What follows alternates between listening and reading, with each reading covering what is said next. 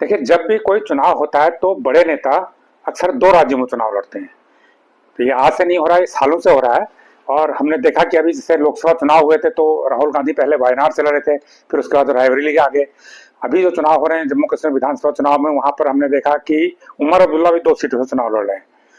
और 2014 के चुनाव में प्रधानमंत्री नरेंद्र मोदी ने भी दो सीटों से चुनाव लड़ा था, बनारस और बड़ोदरा से। और जितने भी बड़े नेता हैं, चाहे वो एल के आडवाणी हो, वो चाहे इंदिरा गांधी हो, चाहे सोनिया गांधी हो, या अटल बिहारी वाजपेयी हो, सब ने एक से अधिक सीटों से चुनाव लड़े हैं। तो दो सीटों से चुनाव लड़ने की जो नियम है ये 1996 से है। और 1996 से पहले तो जो नियम था उसमें था कि दो से ज्यादा सीटों से भी चुनाव लड़ सकते थे।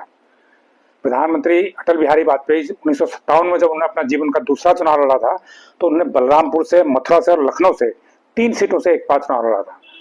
उस समय वो जनसंघ में थे, तो उसमें तीन सीट, उसमें तीन चार से भी लड़ सकते थे। अभी चार का किसी का रेफरेंस नहीं मिलता है, लेकिन तीन सीटों से चुनाव लड़ने का कई लोगों का रेफरेंस मिलता है। चौधरी देवीलाल ने भी तीन सीटों से चुनाव लड़ा था।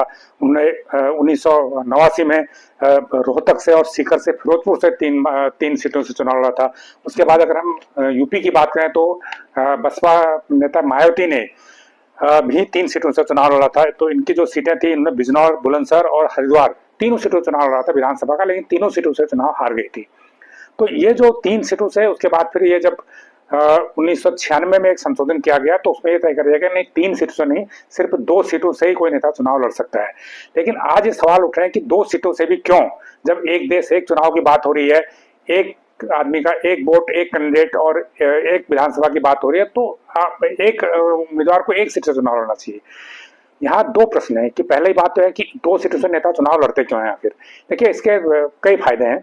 पहला फायदा यह है कि नेताजी अपनी जीत सुनिश्चित करना चाहते हैं। वो चाहते हैं कि अगर एक सीट से हार गया तो दूसरी सीट से उनकी जीत हो जाएगी, तो उनके पास एक ऑप्शन रहता है, प्लान बी उनका तैयार रहता है, तो दो सीटों से चुनाव लड़ते हैं। लेकिन कुछ बड़े नेता ऐसे भी हैं जो अपना कोई एरिया बदलते हैं या वो दो अलग अलग रीजन में देश के चुनाव लड़ते हैं, तो उनको ये लगता है कि दो रीजन में चुनाव लड़ेंगे तो हमारी पार्टी को दो रीजन में बढ़त मिलेगी। जैसे प्रधानमंत्री नरेंद्र मोदी अगर गुजरात से भी चुनाव लड़ते हैं और यूपी से भी लड़ते हैं तो दोनों स्टेट में उनको फायदा मिला।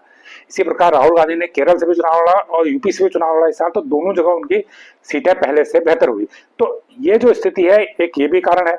एक कारण ये भी होता है कि हर दल को ये लगता है कि उसकी जो सीटें हैं दूसरे दल से ज्यादा हों, तो इसलिए बड़े नेता दो सीटें से चुनाव लड़ते हैं। अगर किसी पार्टी में चार बड़े नेता हैं, दो दो सीटें से चुनाव लड़ते हैं, तो उनके 8 सीटें आ जाएंगी। तो 8 सीटें आ जाएंगी, बाद में जब एक बार सीट जीत जाएंगे तो उसके बाद वो एक सीट से इस्तीफा देके अपने किसी करीबी को उतार देंगे। इस प्रकार एक से अधिक सीटों पर कब्जा करने का भी एक तरीका है। अब इसके नुकसान क्या है? देखिए, नुकसान इसके बहुत हैं। पहली बात तो यह है कि आपने 2 सीट जीती, एक सीट से आपको इस्तीफा देना पड़ेगा, दूसरी सीट पर फिर चुनाव होगा। अब जब चुनाव होगा तो मॉडल कोड ऑफ कंडक्ट लगेगा, सरकार को पूरी तैयारियां करनी पड़ेंगी। एक जो लोकसभा का क्षेत्र होता है तो उसमें आज से 5 से 10 लाख तक की आबादी होती है, मतलब 5 से 10 लाख तक के मतदाता होते हैं, आबादी तो कहीं और ज्यादा होती है। तो इससे क्या होगा, सारा अरेंजमेंट करने में सरकार को लाखों करोड़ों रुपया उसमें खर्च होता है।